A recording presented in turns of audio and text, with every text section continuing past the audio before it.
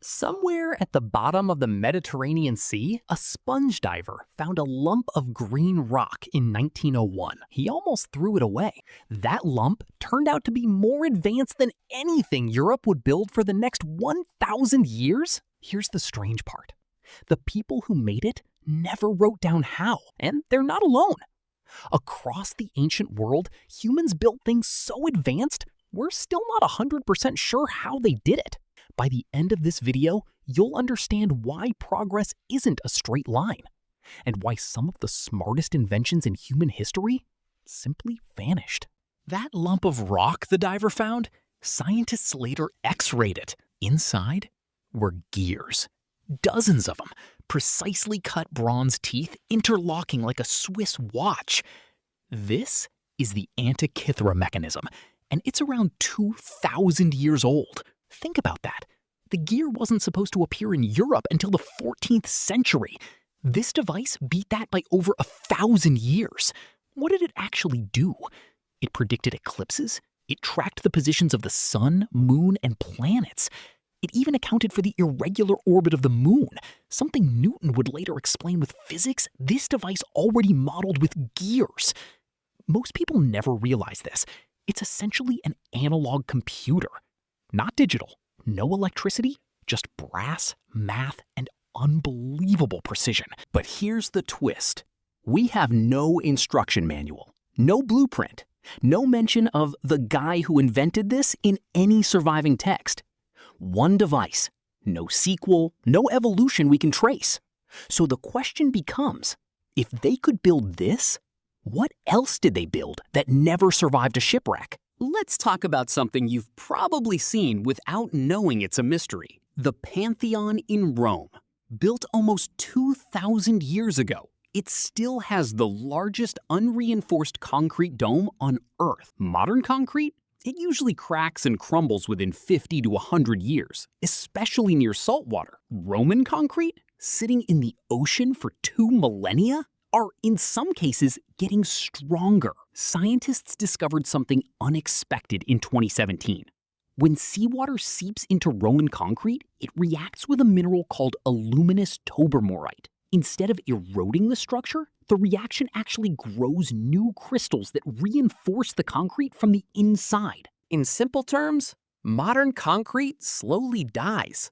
Roman concrete slowly heals. The Romans didn't have a chemistry lab, but they had something almost as powerful: obsessive experimentation, using volcanic ash from specific regions, and knowledge passed down through generations of builders. Then, the Roman Empire collapsed, and that knowledge collapsed with it.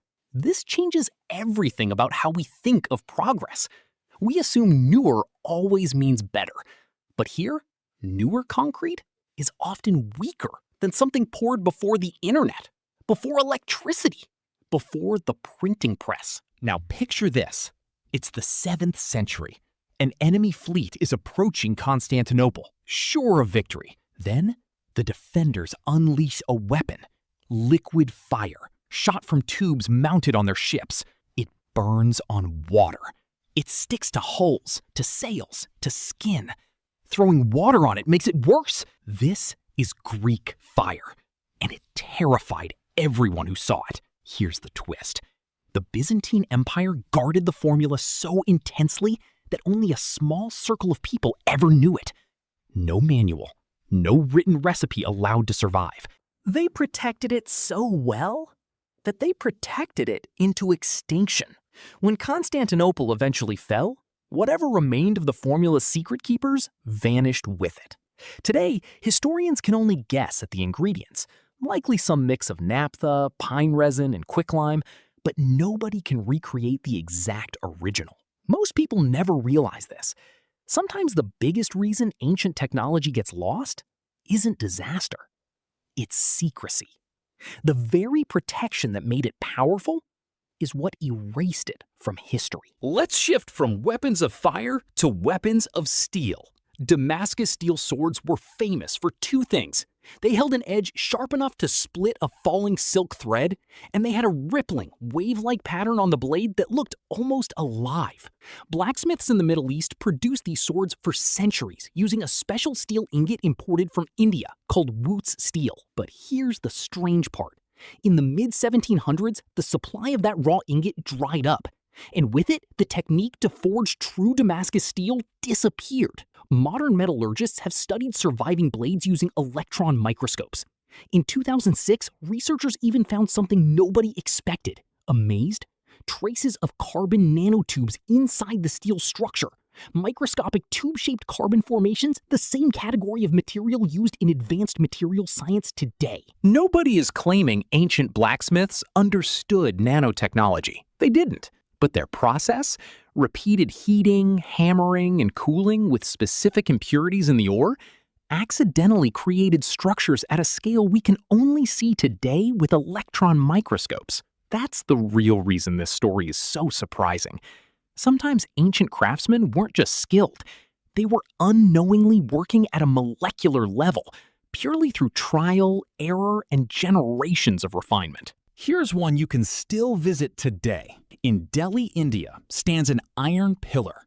It's over 1,600 years old.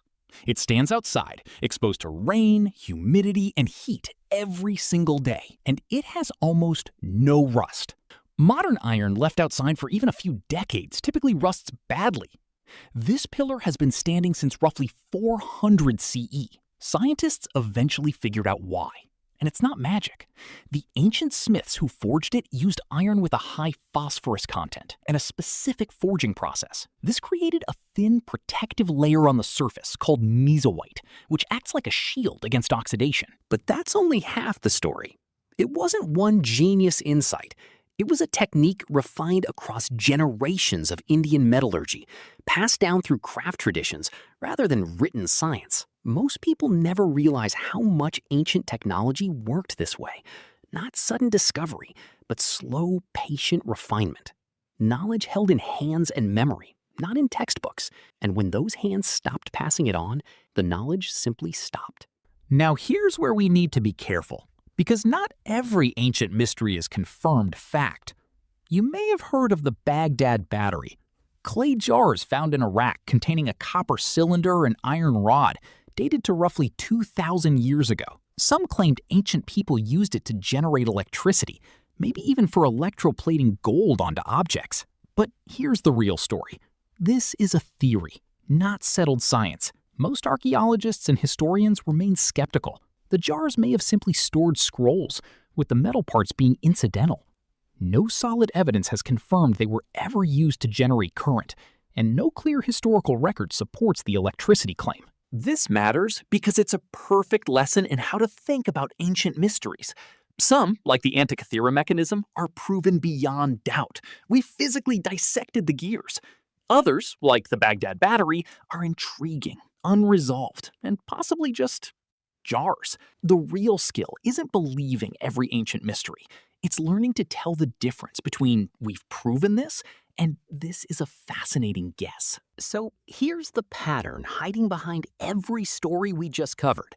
We like to imagine history as a staircase, each generation building on the last, technology only ever moving up. But that's not what actually happened.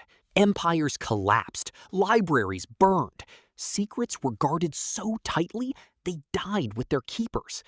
Trade routes vanished, and with them, the raw materials needed to recreate certain techniques. Technology isn't a staircase.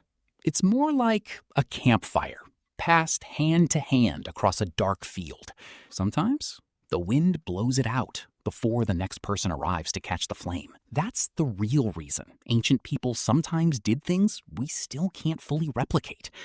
Not because they were more advanced to us overall, but because specific pieces of knowledge tied to specific people, specific materials, specific regions simply went dark. And it raises an uncomfortable question. What are we forgetting right now without even realizing it? Here's the biggest takeaway. We assume the past was simple, and the present is the peak of human intelligence.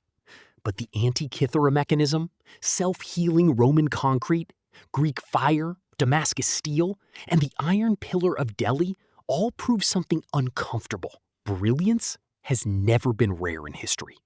What's rare is brilliance that survives. Every piece of knowledge you have access to today exists only because someone, somewhere, chose to write it down, protect it, or pass it on before the fire went out. So maybe the real lesson isn't about ancient technology at all. Maybe it's about what we're choosing to forget right now, and whether anyone will find it 2,000 years from now, wondering how we ever built it in the first place.